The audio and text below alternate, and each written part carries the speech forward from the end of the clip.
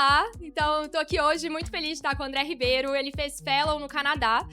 O André é médico reumatologista pelo HC de Porto Alegre e entre 2023 e 2024 fez o Fellow em artrite psoriásica e ultrassom músculo-esquelético no Women's College Hospital, né, em Toronto, no Canadá. Isso. E atualmente você se dedica à pesquisa em artrite psoriásica, sendo também membro ativo e presidente do Young Grappa. Depois você me conta o que é o Young Grappa. Claro. Meu nome é Maria Tereza, eu sou médica também, mas não sou reumatologista, eu sou radio-oncologista e vou bater um papo com vocês sobre o Fellow, né? As dúvidas que mandaram pra gente, foram muitas dúvidas. A gente abriu uma caixinha de perguntas, recebeu várias perguntas. E vai ser interessante também, porque eu acabei de voltar também do meu Fellow no Canadá tem um mês. Então, a gente vai compartilhar um pouco isso. André, primeira coisa, eu queria saber assim, o que te motivou a querer fazer o Fellow? Acho que o primeiro passo de tudo, né? Por que você quis e como que foi esse processo e a decisão? Sim. Bom, primeiro agradecer o convite, né, pra estar aqui, falando de Fellow no exterior. Eu já fiz outros Fellows antes desse, na verdade, até nos Estados Unidos. O que me motivou a fazer esse Fellow no exterior, especificamente em Toronto, foi que lá é um dos maiores centros de ultrassom e de pesquisa em espondiloartrites no geral. E como eu acredito bastante que no momento que você quer aprender uma técnica específica que não está muito bem difundida ainda na sua região, o ideal é realmente procurar algum lugar fora do país para fazer. Seja no Canadá, que seria útil para minha área e também para sua área, visto que a gente era quase vizinho. Sim. Seja na Europa, para procurar algum outro tipo de área específica de aprimoramento. Sim. O processo de aplicação para esse Fellow, ele foi um pouco diferente. Cada Fellow tem o seu processo diferenciado, né? Dependendo de onde tu tá, completamente diferente. Nesse caso, todos os anos a Universidade de Toronto disponibiliza no website deles, até dá para disponibilizar o link, se quiserem, Fellows em diversas áreas da reumatologia. Sim. Artrite psoriásica, lúpus, ultrassom, vasculites. E tu faz toda a aplicação pelo website. Só uma dica importante, né? Sempre que fizer uma aplicação dessas, entre em contato por e-mail ou por telefone com as pessoas que coordenam o programa, né? Porque isso aumenta a chance de conseguir a vaga e muitas vezes. Sim, perfeito. Assim, eu acho que a parte da aplicação em si, acho que as pessoas têm alguma dificuldade, por exemplo, em decidir quando ir, né? Porque será que é melhor ir logo após a residência? Ou será que é melhor atuar na área, descobrir uma sub-área de interesse e depois ir? Então, acho que isso é uma dúvida das pessoas. Pra você foi como? Você acabou a residência de reumato e já sabia que queria ir? Ou foi atuando que você falou, olha, aqui acho que tem um gap que eu preciso me especializar? Como que foi?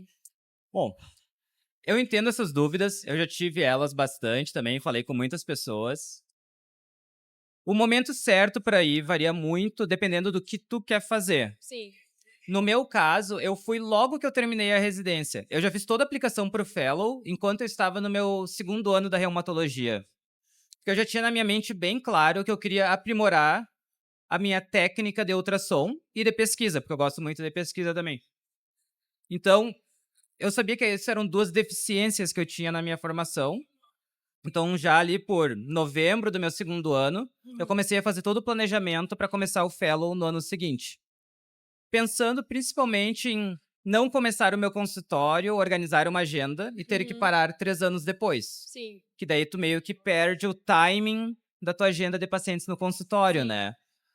Porém, dependendo do que tu quer fazer, se tu já tá trabalhando, já está atuando, e tu quer fazer um Fellow, pode ser mais curto também, né? Ao invés de 1 ano, de 3 meses para aprender algo específico, sempre há essa possibilidade. Sim. Eu acho essa pergunta muito boa, inclusive foi uma coisa que eu passei, assim, eu também comecei a olhar na residência, eu tava com as coisas prontas, teoricamente, assim, ou pelo menos já conversado, pra ir em 2020. Veio a pandemia, mudou tudo, e os planos mudaram também, que é uma coisa que acontece, né? Então, assim, comecei a trabalhar, tava em São Paulo, tava em 2 centros que eu tenho muito carinho, tava aprendendo muito, e falei, bom, acho que agora não é o timing ideal do meu Fellow. Só que depois surgiu a necessidade de novo, e isso surgiu 3 anos depois que eu acabei a minha residência. Então, eu acho que, pra quem tá ouvindo, né, isso é uma coisa importante, não existe um timing que é o timing perfeito, né? Tanto depois da residência quanto depois de 3 a 5 anos, sempre vão ter as dificuldades, né? Não é um processo fácil de mudar pra fora, mas se é o que a pessoa quer, eu acho que, assim, decidiu ir, vão ter os desafios, mas vai, encara isso de frente, porque o retorno é muito bom e a gente vai conversar um pouco sobre Sim. isso, né? Não, exatamente, essa decisão de ir. Muitas pessoas me perguntam o timing ideal, né? Às vezes a gente faz todo um planejamento e daí vem a pandemia e tem que mudar. Exato. A vida acontece, né? Não, a vida segue acontecendo, vai surgir coisas, vai ter que mudar o teu planejamento e tem que se adaptar a isso. Exato. Mas como tu falou, se tá com a ideia de fazer o fellow, vai atrás, pesquisa, começa a fazer contatos e vai montando isso ao longo de 1 ano, toda essa ponte de contatos para depois fazer a aplicação, que daí vai ter sucesso. Exato. E assim, antes da gente entrar nos detalhes de como, né, pesquisar o fellow, que você já comentou um pouquinho, a gente pode ir no específico, a dúvida, assim, é quando a pessoa tá pensando, como que ela decide entre vou fazer um fellow clínico versus fazer um fellow de pesquisa? E mais importante que isso, que eu acho que foi a sua experiência, né? Um fellow clínico exclui a pesquisa ou não? Qual que foi a sua experiência nisso? Essa é uma ótima pergunta, na verdade. Eu me fiz essa pergunta se eu ia fazer um fellow de pesquisa, um fellow clínico ou um fellow misto. Eu acabei fazendo um fellow misto, 50% clínico, 50% pesquisa. Ótimo. Que daí eles chamam normalmente de Clinical Research Fellow. É. Tem o Clinical Fellow, Research Fellow e Clinical Research Fellow. Eu acabei decidindo por esse, porque na reumatologia eu tinha um pouco de receio de perder a mão de ver os pacientes. E ainda mais que eu queria aprender ultrassom. Não tem como aprender ultrassom sem ver paciente, né? Sim.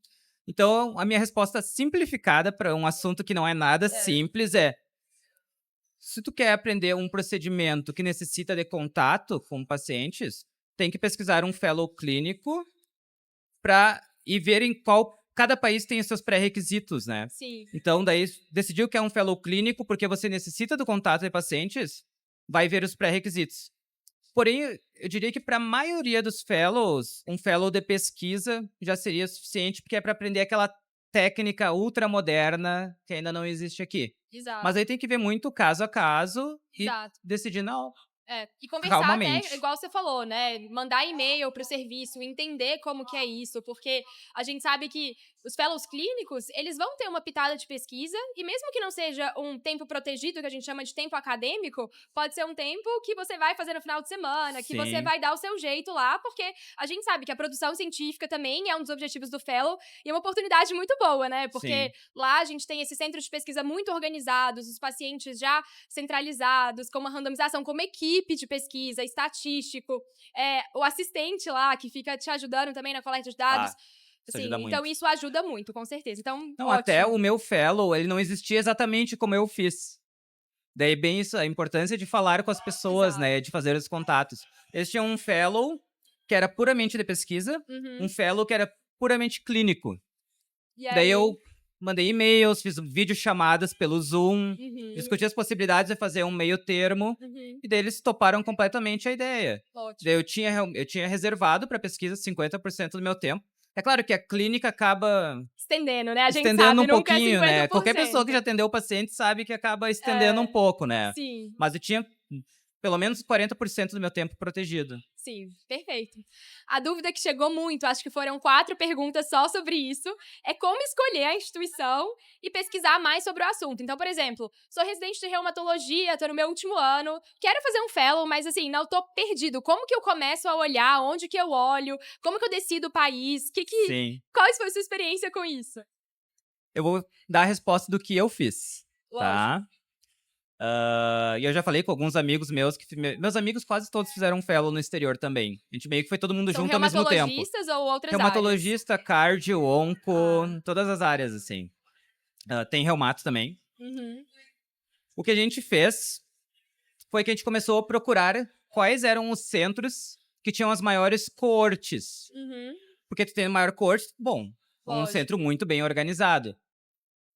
No meu Isso caso, olhando nos estudos clínicos ou olhando na internet, por exemplo, no site? eu olhei nos estudos clínicos. São excelentes, Via de regra, essas coortes grandes, eles já têm os próprios sites descrevendo até a coorte, tá? Mas isso é a minoria. Eu olhei as publicações de ultrassom e de artrite psoriásica, Perfeito. vendo quais eram as maiores coortes com maior output de artigos, assim. Daí eu olhei, bom, isso aqui, esse pessoal faz muita pesquisa, faz muito ultrassom, é pra lá que eu vou. No caso de uma outra colega que acabou indo pra Boston, ela Mesma queria coisa. pesquisas mais em lupus de ciência básica. Daí Uhum. ela fez a mesma coisa. Qual é o local que tem mais corte, uma maior corte de lupus, com maior número de publicações de ciência básica? Daí começou a mandar os e-mails. Tu, via de regra, não vai mandar só pra um, né? Tu fala com uns 10 centros diferentes, vai Exato, tudo meio que em paralelo. Tu vai receber alguns nãos, alguns sims e alguns talvez. Vamos exato. conversar mais. E daí tu parte desse ponto. Mas é um processo lento, toma tempo, porque tu tem que ver as publicações. Exato. Depois tu tem que procurar nos sites das instituições como é que funciona a organização dessas Uhum. instituições e depois fazer o contato com essas pessoas. Exato, perfeito. Eu acho que isso em qualquer área, inclusive, assim, na radio-oncologia, comigo foi a mesma coisa. Eu olhei centros que publicavam muito, que tinham pesquisa, e das áreas que eu gostava, né? Então, no meu caso, era o MD Anderson, era o Memorial e era London, que tem uma universidade lá, chama Western. Tem uma das pessoas Sim. que mais publica na radioterapia, e eu era super fã. Então, eu comecei a olhar por causa disso, e abri umas vagas, né? E uma coisa muito interessante também, além de pesquisar desse jeito, é os hospitais, eles disponibilizam, né, os links do Research Fellow ou do Clinical Fellow no site deles. Sim. Então, isso é obrigatório, porque faz parte do processo seletivo. Então, você já fica atento ali, ó, quero esses centros, quero esses assuntos. Olha o site uma vez por mês. Normalmente, o processo de aplicação, ele se abre, março, abril, né, e ele se encerra em junho, porque é como que funciona no Canadá, Estados Unidos e Sim, Europa. sim. Então, ficar atento nessas datas. E aí, pesquisar, ir atrás, mandar e-mail é muito bom. E uma dica também extra que eu acho muito importante, que foi o que você comentou, bom, vamos mandar mensagem para essa pessoa, porque eu gostei do trabalho dela. Começa a colaborar à distância. Existem muitas possibilidades de Uhum. pesquisa voluntária, muito provavelmente nesse início, mas depois você pode até mudar para uma pesquisa remunerada à distância e depois evoluir para um fellow presencial. Bom, com certeza, essa é uma ótima dica. Eu conheço pessoas que fizeram isso e deu muito certo. Até tenho um amigo que é oncologista que vai ir pro Memorial Sloan, em Nova Que York, fazer um legal. fellow lá. Ah, outra dica que foi algo que também eu e alguns outros fizemos foi de, nos congressos, igual a gente está aqui, Uhum. marcar de conversar com as pessoas. Sim. Eu fui no ACR, né, que é um dos maiores congressos nos Estados Unidos. Daí, antes de ir pra ele, eu já sabia, ó, a coordenadora dessa corte que eu gosto e quero Uhum. participar, ela vai dar aula nesse dia, tal horário. Daí eu fiquei ali na primeira fileira esperando terminar a aula. Sim, Terminou a aula, eu já fui falar com ela. Olha, eu gosto lógico. muito da pesquisa que vocês fazem, quero conhecer mais. Exato. Eles gostam de ser bajulados também, né? Ela já achou o máximo, daí a gente já saiu pra tomar café. Uhum. Ficou 1 hora me explicando como funcionava todo o serviço. Exato. Eu acredito que foi naquela 1 hora de café que eu garanti a minha vaga, assim. Exato. E assim, uma coisa que eu achava muito antes de eu ir pro Fellow, eu acho que por a gente estar no Brasil, a gente fica muito assim, ai, mas eu não tenho experiência em pesquisa, será que eles vão me aceitar? O que eu falaria, assim, é que depende muito mais da sua vontade de aprender uma vez que você tá lá, do que o seu conhecimento prévio. Então, assim, vontade, proatividade, ir atrás fazendo, assim, aprender fazendo faz toda a diferença. Então, mesmo que você não tenha uma experiência com pesquisa aqui no Brasil, ou não saiba muito como começar, eu não acho que isso é um critério de exclusão pra você, não vou fazer o fellow por causa disso. Porque lá você aprende fazendo, as pessoas são muito abertas também a te ajudarem, Sim, sim, a com aprender. E certeza. assim, o que mais conta realmente é vontade aqui, pegar pra fazer, né? Exatamente, o meu fellow tinha várias coisas que eu não sabia fazer de antemão, e eu fui bem aberto. Eu acho que o mais importante dessas horas é, que nem tu falou, mostrar muita vontade e ser honesto na hora que você está falando com Exato. eles. Exato, eles me perguntaram qual é a tua experiência em ensaios clínicos randomizados. Eu fui bem franco na hora, eu falei, zero. Mas me manda qualquer material de leitura, qualquer coisa que eu já vou chegar no Canadá com tudo lido. Exato. Eu já cheguei no Canadá com todos os protocolos memorizados, É tudo que dava isso. pra fazer antecipado eu já fiz. Daí eles também acharam ótimo, assim. Porque eles falam que muitas pessoas que têm experiência, por ter experiência, já não se esforçam tanto também. E eles gostam da ideia de poder te ensinar pra moldar do jeito que eles querem que seja feito Às vezes a mesmo. pessoa que sabe é até um ponto negativo, né? Porque ela Exato. vai chegar do jeito dela e não vai aprender ali como que funciona Uhum. na instituição, porque isso é muito particular de cada instituição. Então isso é bem É, interessante. perfeito, isso mesmo. E aqui, André, perguntaram também em relação à revalidação de diploma e acesso direto. Como que é isso? Europa, Estados Unidos a gente sabe que precisa revalidar, mas como que foi no Canadá pra você? Você chegou a pesquisar outros lugares? Como que foi? Isso varia muito, então, né, conforme o país, né? Eu tenho a minha revalidação dos Estados Unidos, que eu fiz lá os steps, Você fez os 3 fiz steps. os 3 steps. Tenho o meu certificado do ECFMG. Uhum. Para mim, ir para o Canadá era um pouco mais fácil, porque o Canadá, eles aceitam o ECFMG também, porque eles têm Sim, parceria com os Estados Unidos, né? Então, nos Estados Unidos o caminho é longo, mas é um caminho bem linear, assim. Tu faz as provas, tu revalida. Dependendo do que tu quiser, tu vai ter que fazer a residência de novo, né? sim. Porém, para fellows, normalmente eles exigem o Step 1 e tu já consegue aplicar pro fellow. Eles não Sim. costumam nem exigir os outros. Mas se tu quiser fazer um fellow com contato com pacientes, tu vai ter que fazer o Step 2 e o Step Sim. 3 também. No Canadá, eles não costumam exigir. Mesmo para quem não tem a revalidação, eles não costumam exigir. Sim, foi Tu o tem meu que fazer caso. alguns treinamentos maiores lá quando tu chega no país, mas é bem aberto, assim, Exato. para oportunidade para nós. É um ótimo lugar para ir. É muito mais fácil que os Estados Unidos, por Sim. exemplo. Foi exatamente uma experiência, assim, nos Estados Unidos, fellow de pesquisa só step 1, fellow com paciente, fellow clínico, os 3 steps, né, os 3 passos. Uhum, isso mesmo. E no Canadá eu não precisei revalidar, eu não tenho os steps, então eu consegui ir mesmo sem os steps. E chegando lá, fiz um super treinamento, né, que foram horas e horas e horas, não só remoto, mas também um Uhum, treinamento presencial, porque realmente você precisa entender da lógica do sistema, do país que você sim. tá entrando. Na Europa, eu vou compartilhar o que eu sei, assim, de alguns países, mas não sei se aplica a reumatologia e você me confirma, assim. Eu Claro, sei que claro. alguns países não exigem a revalidação, outros países exigem e eles têm regras muito específicas. Então, o ideal seria realmente ver a instituição, por exemplo, o Gustavo Fussi, que para oncologia é um super centro, né? Entrar no site deles, ver a exigência e talvez conversar diretamente com o chefe, né? Que você quer acompanhar e ficar lá. Não, com certeza. A reumatologia na Europa também é completamente variado, assim. Eu sei que na Alemanha eles não exigem, por exemplo, revalidação, mas eles exigem alemão, que já é um pouquinho complicado. Então, Desafio. muda muito conforme o país. Na França não precisa de revalidação. Eu sei porque eu fiz um mês lá, então não precisa de revalidação lá. E no próprio Canadá, na Universidade de Toronto, o que eles fazem é esse mega treinamento de 45 dias. Como já tinha a parte revalidada nos Estados Unidos, no primeiro dia, na quinta-feira, eu cheguei e ele já vai atender. Ótimo. Essa aqui é a tua agenda. É. Chegou eu e um outro fellow ao mesmo tempo. Daí esse outro fellow que não tinha essa revalidação ficou 45 dias fazendo um treinamento. E nas consultas eu supervisionava ele no início, né? Sim. E só falando desse outro fellow, que eu me lembrei agora, na questão de aplicar para os fellows, eu fui com um funding com dinheiro do próprio Canadá, né? Também. Tem que sempre pensar de onde é que vai vir o financiamento dessa tua viagem para o exterior, desse teu desenvolvimento extra. Porém, vários países, inclusive o Brasil, têm bolsas próprias que financiam fellows no exterior. Um amigo meu que estava em Harvard fazendo fellow de cardio era com uma bolsa brasileira. Uhum. A bolsa brasileira financiava todo o fellow no exterior. Então isso é algo que tem que pesquisar bastante, porque tem muitas oportunidades que ninguém sabe a respeito. É. Essa bolsa da cardio, só ele aplicou. Foi aplicante único, porque ninguém conhecia. Então tem que pesquisar muito bem. Exato. Isso é uma coisa interessante, porque assim, você vai começar a fuçar, você começa a achar muita coisa. Tem bolsa pra mestrado fora, tem bolsa pro fellow, então pesquisando dá pra achar, né? E uma das perguntas também seria quais habilidades essenciais pra você se destacar no processo seletivo. Que é uma coisa interessante, porque assim, às vezes, o que que acontece? A pessoa aplica, né? Ela não tem experiência de pesquisa, o que a gente falou, que, na minha opinião, não é um diferencial, E que eu mas ao mesmo concordo. tempo ela não sabe, talvez, como lidar na entrevista, o que que é importante destacar.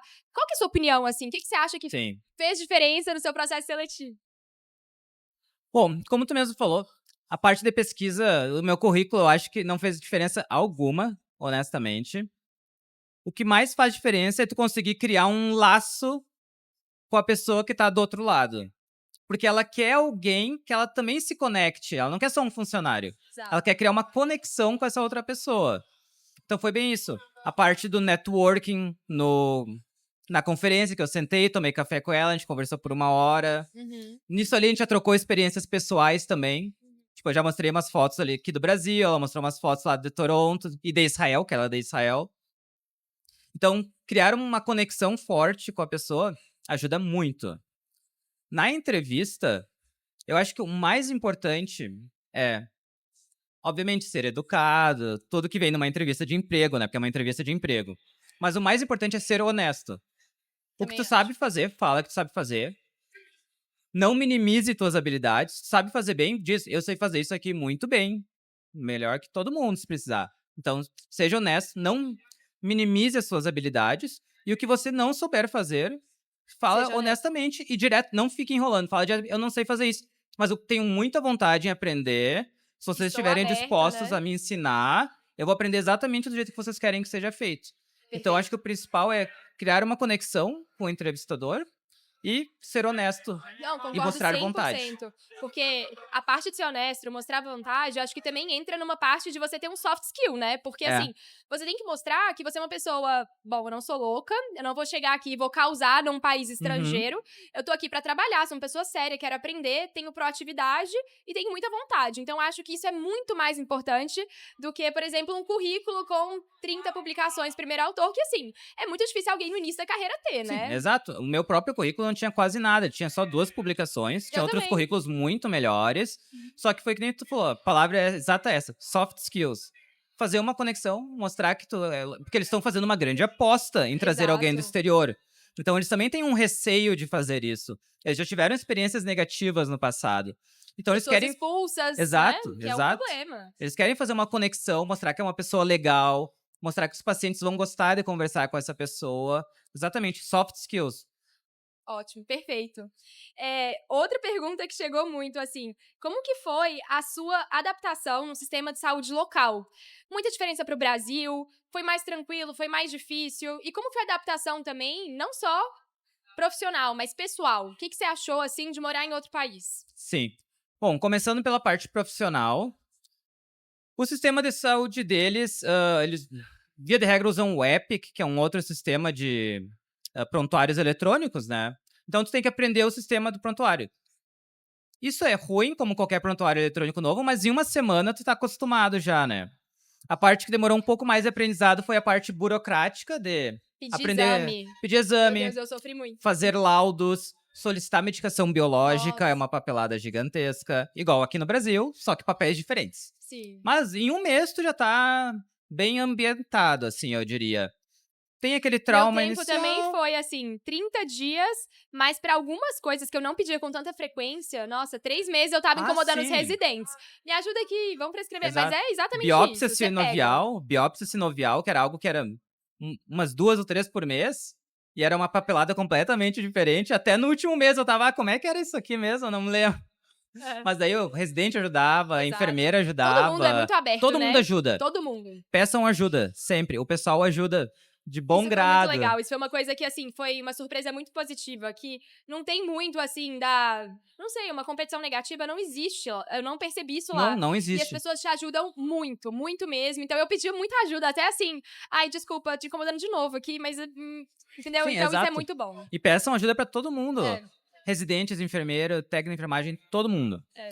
Em relação à vida pessoal, a adaptação minha não foi tão problemática. Eu peguei um apartamento bom perto do hospital. Essa conveniência diminuiu, assim. Não ter que fazer o deslocamento de meia hora até o hospital, isso Uhum, facilitou bastante. uhum. É claro que isso tem o ônus de ser mais caro, né? Então, em relação à moradia, foi bem tranquilo. O inverno foi um pouco complicado, não sei o que que tu achou. Nossa, assim, o -20 pra mim é muito difícil. Eu acho que eu nunca vou adaptar, assim. Não, pra mim não tem como se adaptar a menos 20 graus. E também, saía de manhã era noite, voltava era noite. Isso é verdade. Isso é bem ruim Então, também. Não só o frio, mas o escuro, o né? que eu mais sofri foi com o escuro. Que foi o quê? Vitamina 3, D 4 vai lá pra meses baixo. sem. 3, 4 meses É, sem luz. A minha é. vitamina D tava 5,8. Não, isso é muito difícil, porque a gente é muito solar aqui no Brasil, né? Então, verão o ano inteiro praticamente, isso foi. Também sofri muito. E assim, neve muda a rotina e a gente não tá acostumado. Completamente. Assim, vai ter que raspar pra sair de carro, ou vai ter que, tipo, ter uma bota ou um casaco. Então, tudo isso é Sim, uma eu tomei coisa, uma né? multa por não usar as correntes no pneu de Nossa. inverno. que eu nem sabia que era obrigatório quando tava com um pouquinho de neve, assim. Coisa que tu vai aprendendo com a vida, né? Não É. tem como também antever tudo que vai acontecer. Exato. A parte, assim, de adaptação na cultura, eu achei o Canadá muito tranquilo por ser um país com muito imigrante também. Ah, Então com lá, certeza. Toronto, mais de 50% é imigrante. Sim. Cidades menores têm uma proporção menor, mas eles são muito abertos, né, a pessoas de fora. Então eu não senti nenhum tipo de preconceito. Mesmo no início, assim, que o meu inglês não tava tão bom, eu diria, tava mais, assim, Ah, travado. demora um tempinho pra engrenar. Demora. E assim, os pacientes mesmo levavam numa boa, eles nunca acharam ruim. Uma vez eu falava assim, eu vou pedir um ultrasound, aí eles, não, ultrasound. Então assim, corrigindo, sabe? Eles eram muito Sim, os receptivos, então pacientes isso foi são muito legal, legais. muito legal. E o próprio Canadá como tu falou, é um país multicultural, né? Então, no serviço de reumatologia, acho que eram uns 25 médicos, mais ou menos. Acho que canadense era só uns 5 médicos dos É, 25. é. Então, completamente multicultural. Minha própria chefe era israelense, a outra pessoa. Eu tinha 3 chefes, né? Eram duas israelenses e um indiano. Que legal. Então, pessoal de tudo que é lugar do mundo. É. O meu co-fellow, né? A outra fellow era da Argentina. Então, Exato, é. Toronto é sempre assim, é sim. ótimo, né? Ah, eu acho ótimo. Eu É. adoro essa troca cultural, assim. Sim, muito Daí a bom. gente combinava, cada um fazia umas comidas, aí trazia as comidas da sua região, é bem legal. Ótimo. E a parte que você achou, assim, de acesso a medicamento, clinical trial, foi uma coisa que foi uma experiência nova, mas o que você achou do acesso, assim, aos pacientes? É grande, é pequeno, é só via clinical trial? Como foi isso na reumatologia Sim. especificamente?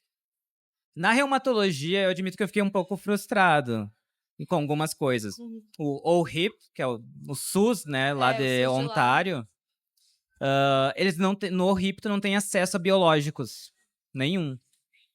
Então, na hora de iniciar o tratamento, a gente tinha a gente, enfim, entrava em contato com a indústria farmacêutica, né? A indústria farmacêutica fornecia o início de tratamento, Uhum, enquanto nos primeiros 6 meses que a indústria já estava fazendo a ponte, uhum, o paciente tinha, mandatoriamente, aplicar para um plano de saúde para ter cobertura para o medicamento. uhum, Depois que ele já tinha aplicado e já estava com plano de saúde, daí sim, era muito fácil. Tu aplicava, semana seguinte estava ali e tu tinha acesso a tudo. uhum. Porém, a maioria dos pacientes não tem plano de saúde, a maioria tem só o HIP, né, que é o SUS deles.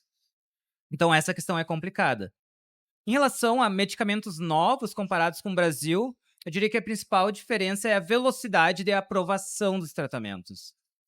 Tratamentos que já estão aprovados no Canadá desde fevereiro desse ano, por exemplo, eles têm previsão de serem aprovados aqui no Brasil na metade de 2026. Nossa, Ou seja, é 2 normalmente tem anos, 2 a né, 3 de anos de gap. atraso. Por isso que eles publicam mais também, né? Sim, Porque com quando vai certeza. estar implementando aqui, eles já vão estar publicando a experiência de uso de longo prazo quase, né? 3 a 5 anos aí, pelo menos de médio a longo prazo, com efeito colateral, toxicidade, coisas que não foram previstas aí nos ensaios clínicos fase 1, fase 2, né? Sim, sim. Eu até estava dando uma apresentação esses tempos sobre o uso de remédios em terapia combinada, Uhum. usando um biológico mais um sintético alvo específico. E eu falei, por exemplo, um paciente que estava usando bimekizumab e deucravacitinib. Nenhum dos dois é aprovado aqui. A previsão é 2026 para ambos. Então Uhum. sempre tem esse atraso, né? Nessa parte não tem como competir, É, assim. sim, com certeza. E assim, a parte caminhando pro final, mas ainda algumas coisas por aqui. Como que foi a volta, assim, decidir entre vou estender. Assim, tem 3 opções eu colocaria na minha cabeça, né? Vou estender meu fellow, que eu acho que seria uma opção. A outra opção é vou ser contratado aqui no Canadá e vou trabalhar como reumatologista. E a última opção seria. Bom, mais duas, vai. E vou para os Estados Unidos, que é uma opção que todo Tem mundo várias vai. opções. E a última, vamos colocar só pra gente não abrir muito, tipo, voltar pro Brasil. Mas realmente, são várias opções, é bom, né? Tipo, te Sim, não, abre é muitas ótimo. portas. Isso do Fellow, gente, é uma coisa maravilhosa, assim. Te abre Sim. portas, te abre oportunidades e te faz um networking maravilhoso, né? Isso só um Isso sem adendo, dúvida assim. alguma, assim, fellow pra questão de abertura de possibilidades do que fazer na vida não é incomparável, assim.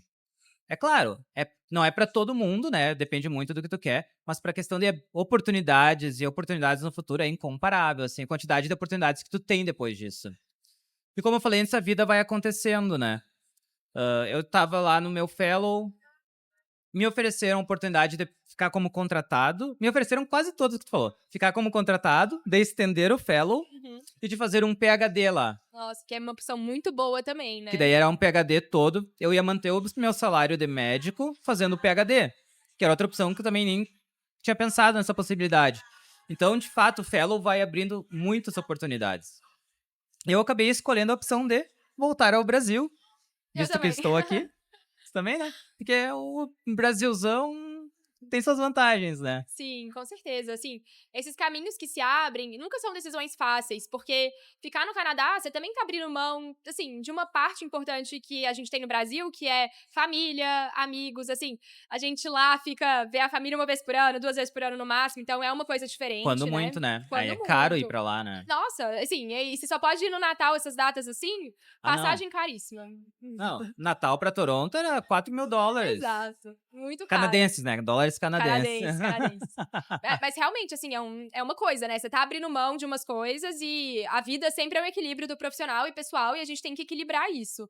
Então, você Sim, resolveu voltar pro Brasil e vai começar consultório? Qual o seu plano sim. aqui? Quer tentar fazer uma pesquisa? Como tá isso? É, pra quem tem a preocupação de o que vai acontecer quando voltar pro Brasil, se essa for a decisão final, eu diria, esquece essa preocupação, tá?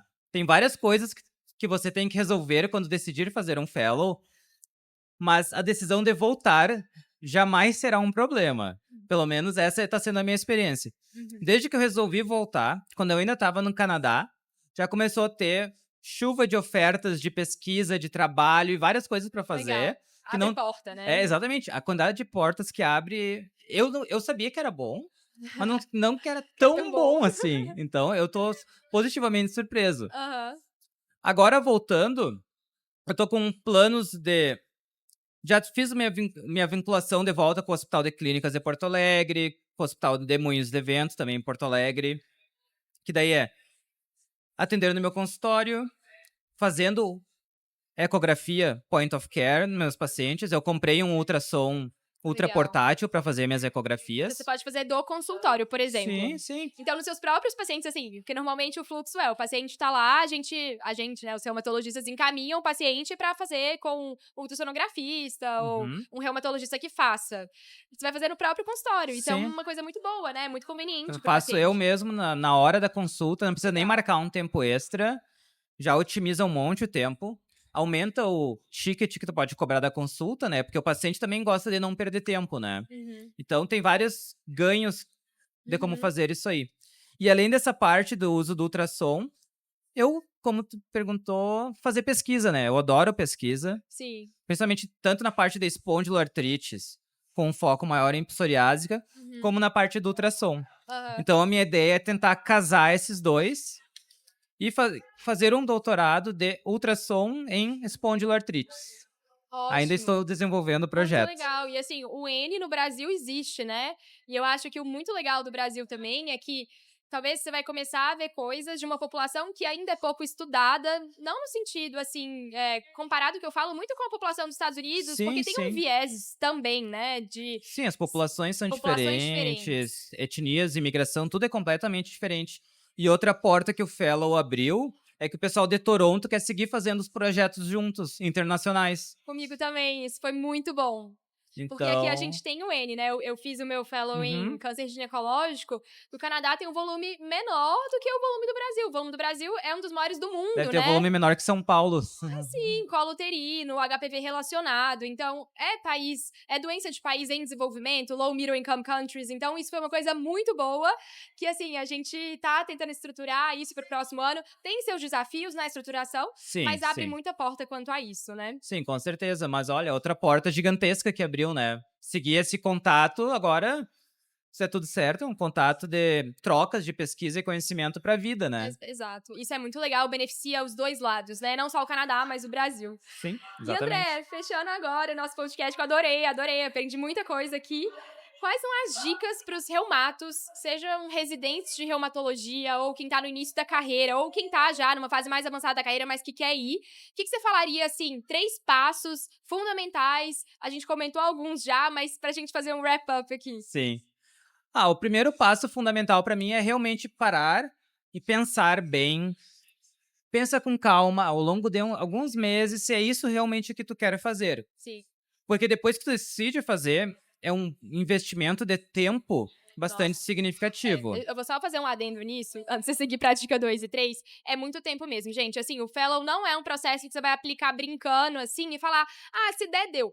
Só vai dar quando você tiver, assim, 100% engajado em fazer o processo de aplicação, porque é muito difícil. Não só a parte burocrática, assim, a parte de conseguir o fellow é difícil, e depois que você consegue, a parte burocrática pra você ir, nossa, pra mim Gigantesca. foram 6 meses, assim, que eu Também. dedicava 3 horas por dia, porque não é fácil, não é fácil. Então você tem que ter você tem que querer muito, que se você não quiser muito, você vai desistir na primeira dificuldade e é melhor você nem ter tentado, né, gastar desse tempo inicial. Concordo 100%. Você tá falando, tem que decidir muito bem se tu quer. Porque é um investimento de tempo, como tu acabou de dinheiro explicar. também, tá? Dinheiro também, né? Nada disso é de graça, né? É. Tu tá gastando e tu tá deixando de ganhar. As duas coisas ao mesmo tempo. Então decide bem. Decidiu bem, começa a pesquisar. Eu investi 6 meses de pesquisa de centros, e-mails enviados, conversas pela internet. Uhum, A partir dessas conversas na internet, eu marquei de conhecer as pessoas dos congressos. uhum, Que daí, essa é a parte que eu falei da importância na entrevista, né? Dos soft skills. Porque daí eu fui conhecer as pessoas pessoalmente nos congressos.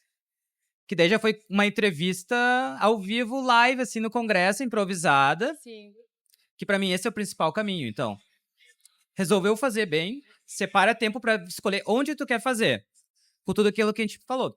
Pesquisa as cortes que mais publicam na área que tu gosta. Assim tu vai achar umas 5, 10 áreas, regiões do mundo que satisfariam a tua Não necessidade, é tanto, assim. assim, o leque não é tão grande, né? É. Você vai nichar em Não, 5 a 10 se tu e achar é isso. 10 é muito É, até. exato. Eu também acho, Eu assim, acho que é é mais 5, 5. assim, nesse sentido, também acho. Na reumatologia seria mais 5, com certeza. Aham. E daí depois que tu escolheu os 5 que tu quer, daí tu começa o trabalho de novo. E-mails, ligações, falar com as pessoas. Esse é o cold call que fala, né? Que é o É. e-mail do nada, que também ajuda muito. E também pesquisar nos sites, porque às vezes o processo tá aberto e você só aplica. E Mas tu assim, falou... é super útil também, um detalhe, assim. Eu acho as duas coisas. Porque aplicar no processo que tá aberto, mas também mandar e-mail antes faz toda a diferença. Porque a Com pessoa já sabe certeza. assim, ah, esse aqui é o André, que tava lá. Igual você falou que teve o Uhum. cafezinho, que teve tudo, isso faz muita diferença. Isso com certeza. Quando eu mandei a minha aplicação, o próprio pessoal do Canadá já me mandou um e-mail. Ah, a gente recebeu tua aplicação, está toda perfeita, organizadinha, não faltou nenhum documento. Eles não mandaram isso pra nenhuma outra pessoa, perguntei. Só que a gente já tinha esse contato. Isso aí foi em abril de 2023. 2022, será? Desculpa, 2022. A gente já tava com contato desde novembro. É. Quase toda semana trocando alguma mensagem, Exato. algum e-mail. Daí eles já ficaram super felizes. Não, a gente recebeu tua aplicação, tá tudo certo. Vai dar pra vir. A gente vai olhar dos outros candidatos, mas a gente vai fazer uma entrevista pro forma, que a gente já fez a tua entrevista no congresso, Uhum. né? Então, funciona muito bem essa parte de soft skills, né? Tu tem que fazer isso. E tu falou, muitas vezes abre a aplicação em fevereiro e vai até maio. Olha, a Universidade de Toronto tem alguns fellows que a aplicação abre só por 2 semanas. Nossa, então tem que estar Então atento, tem que estar né? muito atento mesmo. Por exemplo, esse meu fellow, a aplicação era só 2 semanas que ficava aberta. Então tem que ficar bem atento mesmo. Não, demais. E assim, de dica extra, se eu pudesse dar também, é pra pessoa não ficar acanhada ou não aplicar pro fellow se ela não souber sobre o inglês. Isso é uma coisa importante, porque eu sempre ficava assim, né? Bom, será que... muita gente eu já conversei e falava, eu não vou fazer fellow porque eu não falo inglês. Você vai pegar lá. Assim, faz umas aulas antes, mas chegando lá, você vai ter esse conhecimento e sim, você vai pegar no Sim, jeito. com É certeza. desafiador, mas Isso vai era dar. o que a gente estava falando antes. O pessoal quer te ajudar. Eles querem alguém empolgado que queira fazer as coisas. Se inglês é o problema, ou outra língua, dependendo do país que tu for, né? Eles vão te ajudar a aprender. Bom. E tu vai se esforçar porque tu quer fazer aquilo. Se aprender alguma coisa do sistema de saúde é problema, eles vão te ajudar. Então eles querem alguém empolgado para fazer as coisas bem feitas. E se tu é essa pessoa, eles vão te ajudar a fazer o resto. Exato. Não precisa ficar preocupado com isso. Exato. Então, assim, pra quem quiser, vá, né? Exatamente. Gente, é muito bom. Quem quer, vai. Assim, vale a pena. Se você tem essa vontade, vai atrás. Não fica acanhado ou não fica achando que não vai dar certo, que não tem experiência com pesquisa, que não fala inglês. tenha coragem, vai, porque vale muito a pena e é um passo muito legal na carreira, muito importante e é um salto profissional que eu achei, assim, que valeu muito a pena. Eu concordo, não precisa adicionar nenhuma palavra, é bem isso mesmo. Vale muito a pena, quem quer consegue, demanda tempo, mas é um investimento que dá uma quantidade de retornos inimagináveis. Exato, exatamente. André, queria agradecer muito pelo seu tempo aqui. Em breve esse podcast vai estar disponível, eu vou te mandar o link e vamos fazer cortes deles também. Não. E é isso, muito obrigada. Eu e que boa agradeço, sorte adorei a agora conversa. também. Boa sorte nesse retorno, boa sorte no consultório, boa sorte com as pesquisas e o que contar, precisar da gente aqui, estamos disponíveis também. Muito obrigado, vamos manter contato, certamente.